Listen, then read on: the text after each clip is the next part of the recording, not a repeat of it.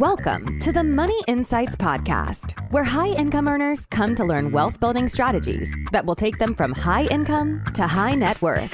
With your hosts, financial and wealth-building experts, Christian Allen and Rod Zabriskie. Welcome into today's episode of the Money Insights Podcast. I'm your host, Christian Allen. With me, as always, Rodney the Pod Zabriskie. Rod, what's going on, man? Hey, I am doing great. And you may have noticed, if you're looking at this on YouTube, I have a cool new sign. Yes, we definitely need to highlight the sign.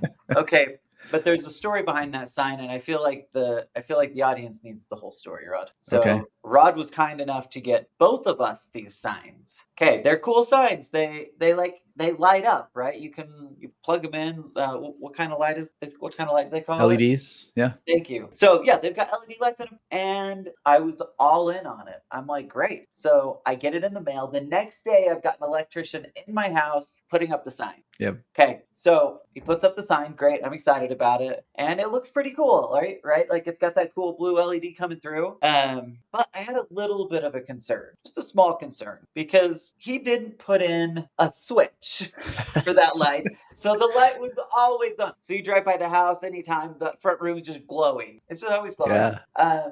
Well, and at first I was kind of like, well, I didn't get it to not have the LED That's on, true. so it's probably That's a good fine, point. right? Well, guess what? We put it on camera. It did not go well. Yep. Did not go well. Just the combination, I don't know what it was, but it just didn't work, It was like too bright. It made it so was like the letters overwhelming. blended together. Yeah. Yes, yeah, it just kind of just wasn't quite working on camera anywhere near as well as it worked when you were seeing it. And it was the exact same sign. It just was put up a little bit. Yeah. Anyway, so I'm excited for your sign, Rod, and I'm also excited to make some adjustments and then get my sign up. Yep. We'll get there. Okay, I also have other good news while we were thinking about that, Rod. I'm also building out the office in the new house, and it's finally being built. I think I said that I had a hole. Now it has a foundation. Yep, I'm gonna give updates the whole way. I get That's excited exciting. about it. Yeah, I'm really excited. Okay, well, that, Rod, is not why people listen to us. I hope not. I'm guessing maybe it is. Maybe it is. So we listen to we like the banter for the first couple of minutes. Then once they get into the real stuff, we'll tune it out. We hope that's not the case. Okay, so today, Rod, I did a post, and it was titled "Retirement is Overrated." Yes. And that's what we're going to talk about. We're going to talk about the overrated concept that is retirement. Maybe give us a kickoff context. What are we talking about here? And then we'll dive in. This is an interesting concept because for so many of us, from the time we were just little and started to understand kind of what life is about, we hear people talk about retirement and people planning their whole lives around retirement. And so it becomes this big deal. You just, even before you knew what it was, you at least knew it was going to be something cool, right? Yes. And now we're going to throw that on its head, because what we've learned as we've really started to experience that ourselves and anticipate, well, what do I really want life to bring for me? And what most Americans think of as retirement is not that. Yeah, not what I want. At least it's changing. But it's not that far removed. And I want to emphasize that, right? So to your point, I'm 41 years old, and I grew up with that context. Absolutely grew up with my dad would be like, hey, I'm going to save extra so I can retire at 55. I knew he wanted to retire earlier than 65, but I also knew that there was going to be some effort, and he was going to grind and do extra savings and those kind of things so that he could retire at 55 instead of 65. Yeah. Well, unfortunately, my dad only made it to 49, so he didn't get that chance, but I still had that context in my head. And then once we get into the financial planning world, so now we're talking, I'm 22 years old, and we're very much taught this needs-based retirement planning model, which is completely focused on helping people have the money that they need once they get old enough to retire. And that's the whole context of all of the planning really is framed around that idea of, hey, we need to have enough money saved so that when we're too old that we can't work, we want to enjoy our golden years, right? So again, this isn't far removed, right? So now we're at this space where a lot of things have changed. I mean, I think as we see the younger generations come up, this is just kind of, to your point, been completely flipped on its head. But we kind of look at that view and we're like, okay, the idea of like, being old and, once we're old, we can travel a little bit and, go to lunch, that kind of thing. Like that's great and all, but like it's not that exciting to think about, Yeah. right? And so most people, and this is why we flip this on its head, is because most people innately want something more than that, Right. right? Right. Yeah. Now, Brunch is the nice, problem but is, you can't build your life around brunch. or can you? Well, hey, if you're like 92, so my grandparents, they had like a lunch group that they would go out with like every day, Okay. and Yeah. but they were 92.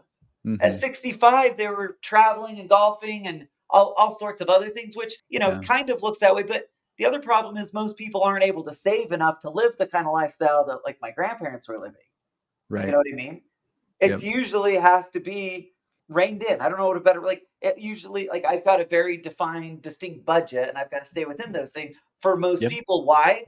And this all goes back to maybe the biggest problem. We talk about it all the time. It's because the planning methodology, the accumulation planning methodology is totally backwards. It's messed up and it's creating this problem for people. And again, so like it all kind of ties in, right? I save up enough money, a pot of money that when I'm 65, I can live off, and hopefully it will be for the rest of my life, Yeah. right? It should, but that's something that people have to worry about their entire life. And you want to know why I know that, Rod? It's because I've met with people with tons of money, who are very, very concerned about running out of money because Yep. it's been beat into their brain for so long that I've got to worry about running out of money for all these different reasons, right? Yeah. And they have to worry about the market performing. And anyway, Yeah. I've gone on quite a tangent, haven't I? Well, I'll tell you the saddest thing about that is, and I think you're kind of alluding to this, but I'll just hit it directly, is that they are afraid to spend their money. So they've dreamed of it all their Yes. lives. They've built up for it. And these are people who were very intentional with it from, forever ago, started being Yeah, they very were the ones responsible, who had the frugal. 40-year track of being ultra diligent savers. Yep. And the problem is that frugality turns out that it just has to continue in retirement because they're so afraid of running out of money that they aren't willing to spend it on all the things that they dreamed of. And it's really sad. Meanwhile, they're ticked off because when they do take a little bit of extra money, I just get pay more taxes, right? That's true. Yeah. So Yeah. it's That's just right. it's just something. It's always something. Yeah. Okay, so I think that's a good framework for the conversation we're going to have today. I want to start though and talk about kind of the retirement myth, why it's broken, where it came from. Okay, so I did do a little bit of playing around on Google and with Jarvis to Hmm. kind of get some ideas around this. But based on what I understand, it was more or less created in the industrial era and based around this idea that most people did manual labor and you could only work so hard for so Hmm. long before you physically had to tap out. Yeah. And then you would live like, 8 to 10 years, and that was your lifespan, right? Yep. So you worked in the coal mine until you were 65 and couldn't work anymore. And then, hopefully had a handful of good years after that. So when I think about that, well, like the first part of that is just that most people don't work manual labor jobs their entire life, right? Yep. And the people listening to this are highly likely, not doing that kind of labor. Now, some of them might have physical, like, I think of an emergency care physician that's probably very physical, For but sure. it's still not the same as like hauling rocks. You know what I mean? Yeah. Yep. And of course, the other thing is that those people can choose or decide to do different things to create money. So it's not like they're stuck in that one place. Hmm. Anyway, so I think that's a good thing, just kind of a thing to think about. And then, of course, we know pensions and Social Security were basically, or more or less, built around this whole platform, right? Yep. Again, it's like Social Security forced savings so that people who have worked in the coal mines their entire life, coal mines are great, by the way. This isn't meant to be an any negative. Like, I can't tell you how much I admire and appreciate the people who have been willing to like really go out there and do that kind of work. It's incredible. Right. Anyway, but the reality is that stuff typically isn't happening. And so people had to be the government felt like, all right, we have to force the savings because otherwise we're just going to be taking care of a bunch of old people, right? Right. Well, government does that. They force the savings. They take a bunch of money. They manage it. We know how well that's gone. Right. But anyway, I think again, I'm just kind of thinking these are some of the pieces that led to the idea that this is our idea of our 65 years. We have a 15, 20-year retirement. You know what I mean? Yeah. Yep. And then simultaneously, while the government is setting up Social Security, then you have unions basically pushing for the betterment of the work environment. And as part of that, well, when someone gets beyond the age where they can realistically continue to work, well, we need to have pensions in place to provide income for them beyond that. So kind of both sides, but to your point, the industrial age, both sides working toward, or at least recognizing that void of, well, how are people supposed to live once they're done or unable to continue working the way they were? Okay, that's perfect. This is a perfect lead in to where I want to go next, Rod. You're in the life insurance industry. You're an expert in life insurance, I would say. Absolutely say. So here's the question, and don't miss this one, Rod. Has life expectancy over the last 50 years gone up or gone down? It has definitely gone up. And you said 50 years, but it's like years. almost 100, yeah, or maybe more, Yeah. like when you go back to pensions, yeah. Okay, you're right. I just wanted to make sure I was conservative here, right? But yeah, 100 years, yeah. like it's continually been going up. Well, that plays right into the problem of Social Security and pensions, right? If the government take in money with the estimation that people are going to live 15 years and the average person's living 22 years, well, we've got a really big problem on our hands, don't we? And that's actually what we've seen. People live longer and healthier lives oftentimes. Therefore, they're more active. They can use their money, right? So it just becomes one of these circular things that has obviously kind of blown up, And by the way, I think it's another just kind of reason to redefine or reframe what retirement is, just because we're seeing the concept of it. It's been such a difficult thing because it was based on this needs-based concept, this accumulation-based concept, right? Based on the idea that I can take money, put it away in the market, usually, right?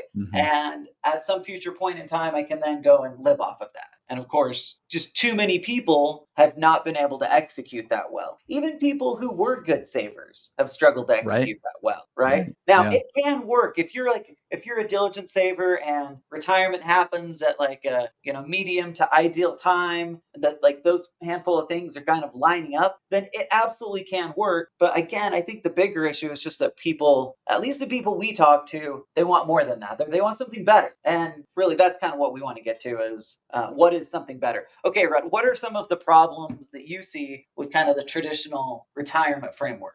One thing that I think happened is it shifted the responsibility to somebody else. And so people stopped thinking about it. The government's going to take care of me. The company, the pension is going to take care of me. I don't have to think about it. And obviously we saw a shift away from that in like mid 70s, late 70s, early 80s when the IRA was introduced, and they've shifted the burden. So basically what happened is it's what you talked about from the standpoint of the individual planning. The same thing happened from the standpoint of the pension and Social Security, meaning that because they were built on 10 years of providing for these people, and now they're living much longer than that, their assets, their planning got kind of flipped on its head a little bit. And so then there was this shift of, okay, well, what if instead of just the company taking care of you, what if the company provides a retirement plan where you decide how much you're setting aside, you start building up that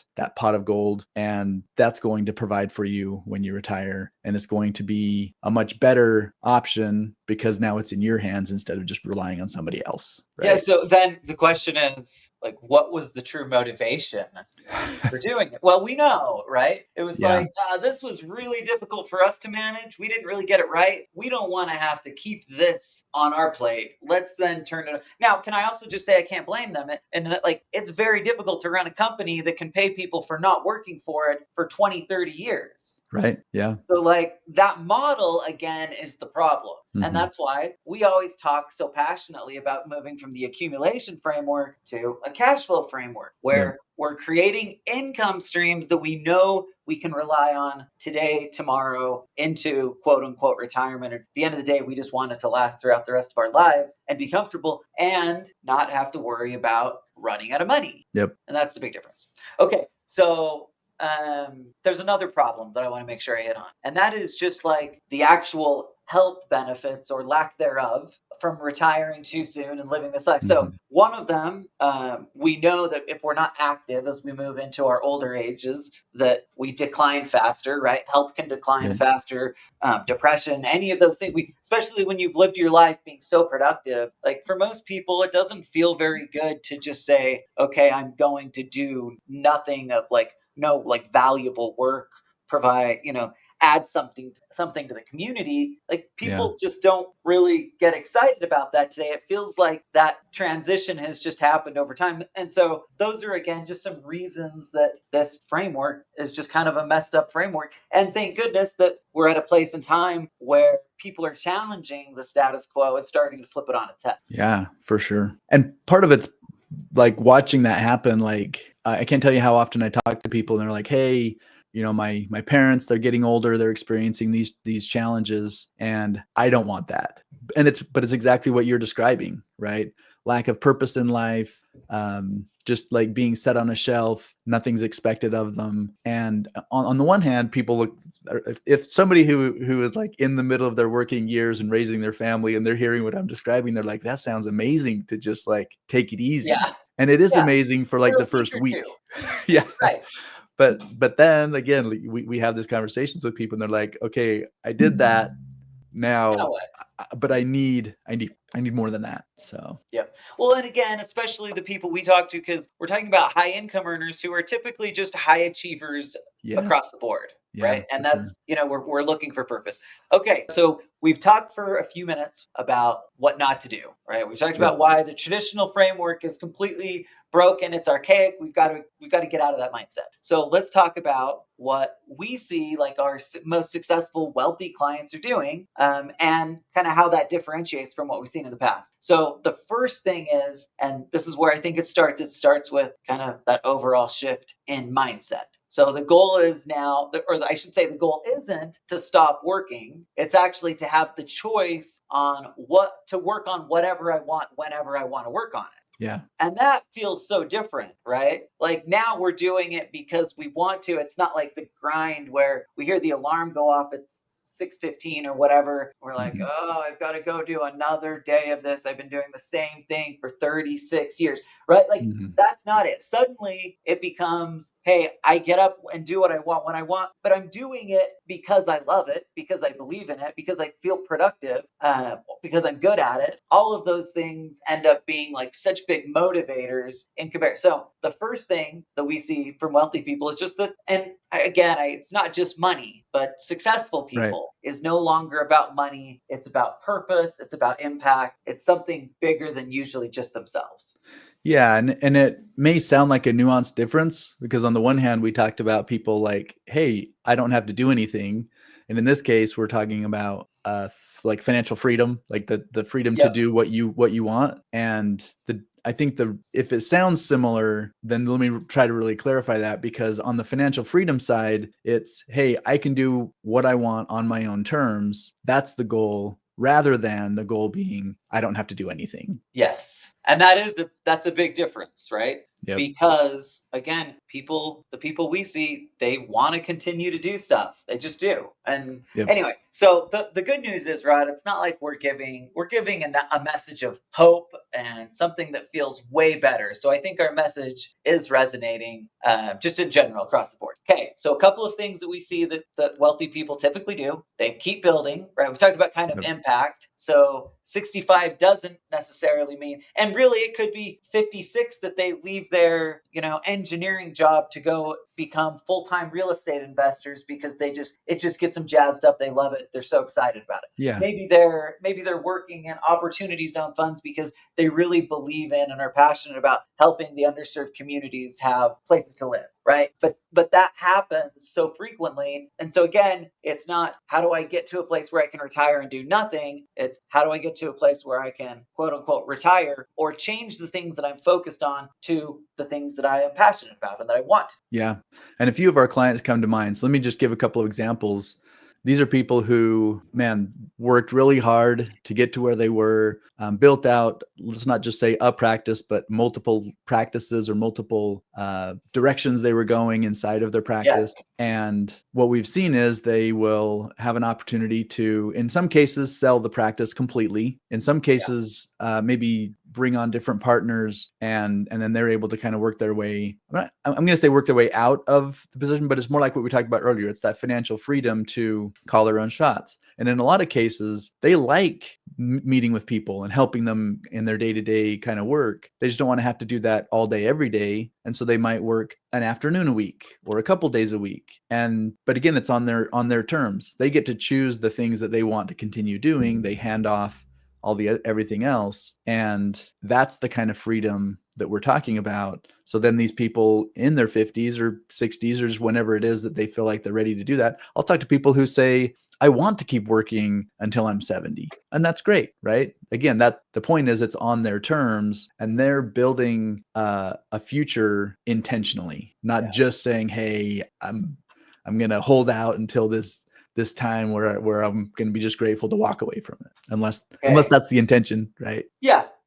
Okay. Well, we're actually going to get into your intentions next, Rod. I want to talk about when you think of your future. Again, retirement's flipped on its head, but like I think it might be helpful just to hear what does that look like in your world? Like, what do you envision that looking like? How does it fit within this kind of reframed structure that we're talking about that's based on cash flow instead of accumulation? What does yours look like? And then I'll share some of my thoughts. Okay. So for me, going back, kind of my journey of reading Rich Dad, Poor Dad, Cash Flow Quadrant, seeing how the cash flow thing works, and ownership, like business ownership and things like that, how that works. Well, that basically puts me in a position where I can, again, do it on my own terms. So as of right now, I'm 50. I just turned 50. I'm now Congrats, officially in that decade. That's right.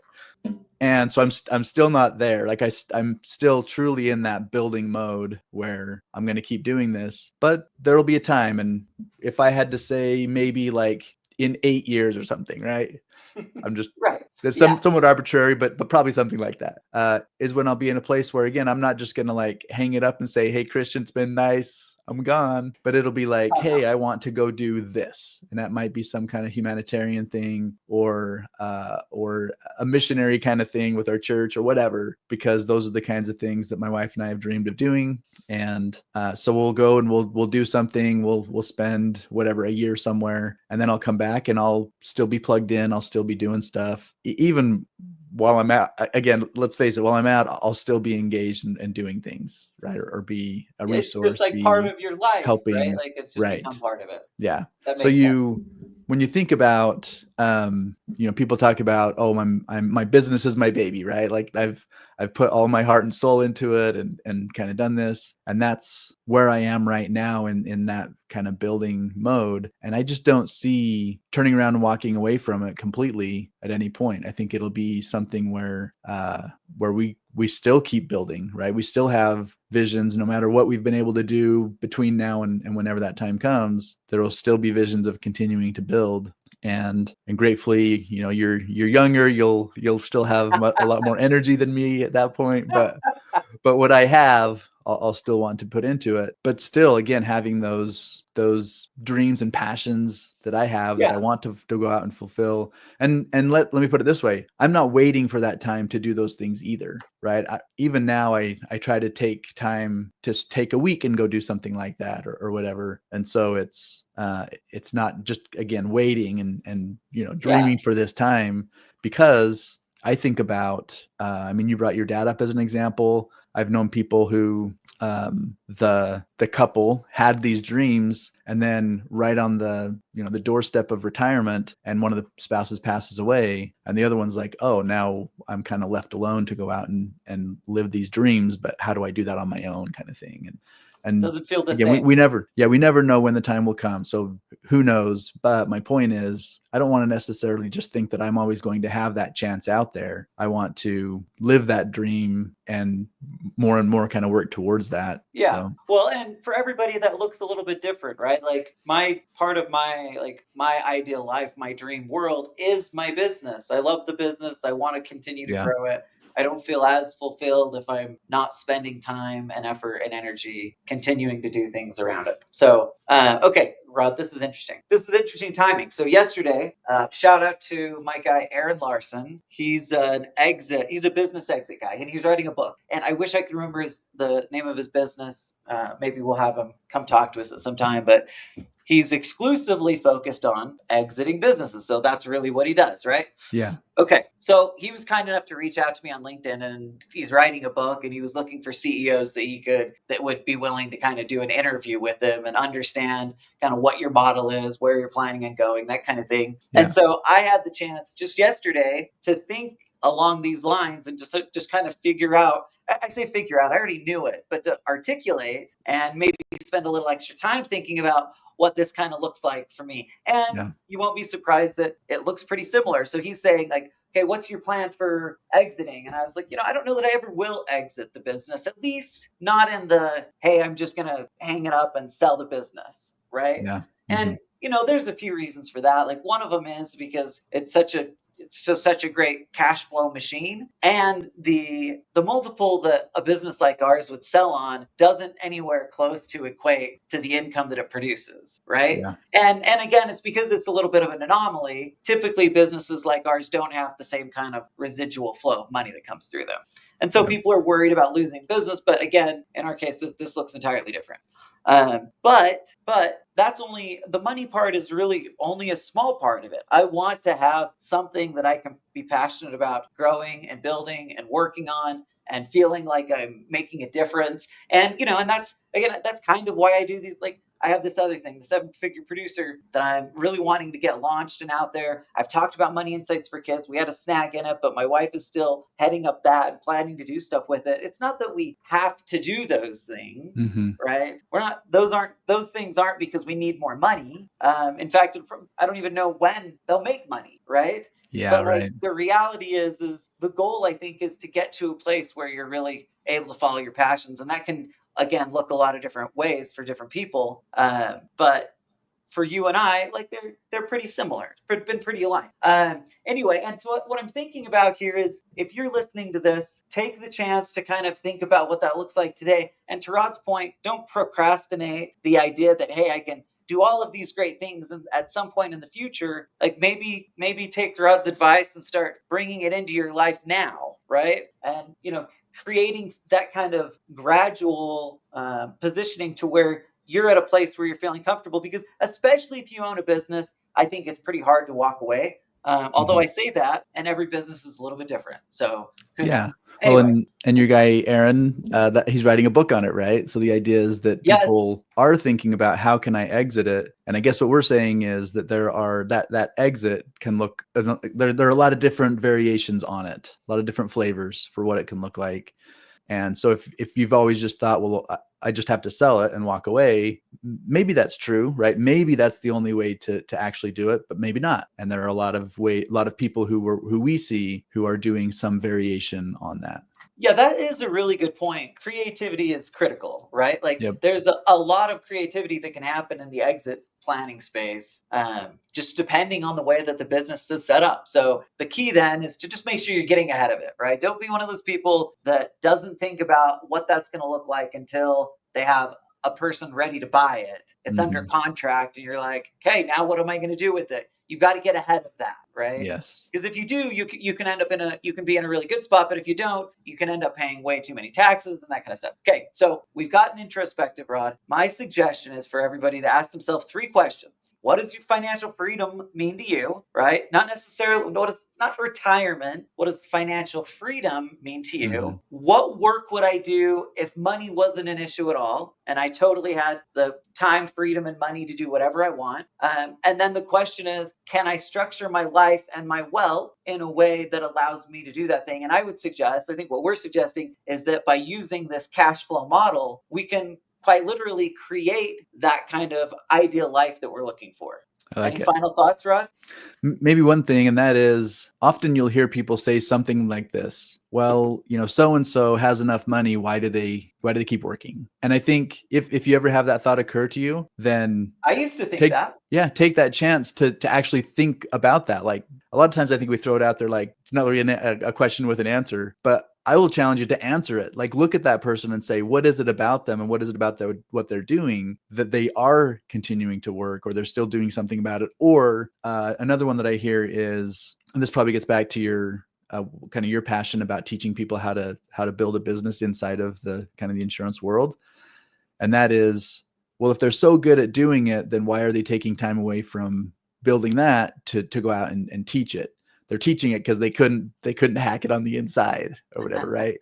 And while there may be examples of that, in this case, it's like, well, here's what I've seen from Christian, just from my vantage point, and that is that from the beginning, his intention was to build a really cool business inside of this industry, and watched so many other ways that didn't work, and unfortunately ways that continually get taught even though they don't work. And so the fact that we've been able to do something that kind of breaks away from that, to say, hey, those archaic things, the things that they keep teaching, they don't work. Let's do something different. And so again, my whole point is that that's become a passion for Christian. So 100%. The fact that he wants to go and do that, it's not about the money. Like he said earlier, maybe it'll make money, maybe it won't, but that's not the point. The point is that it's something where if the world can be made a different place because of that work, that's the value. It's not necessarily just about the money. I couldn't agree more, Rod. Like that's 100% a passion project. I'm so hopeful that we do well with it, that we reach lots of people, and that we make money. But like, I know going in that I would make a lot more money by just staying absolutely laser focused on continuing to build and grow Money Insights. Like I am aware of it, right? And yet at some point it just isn't as much about the money, and it really, so hopefully, like I think the overall message is build your financial life in a way that you can focus on the passion, the impact, and then just the money comes. Like let it do its thing, right? That's when you like genuinely have freedom. Okay, this has been a fun conversation, Rod. Yeah. Right. I'm gonna throw one last thought out there.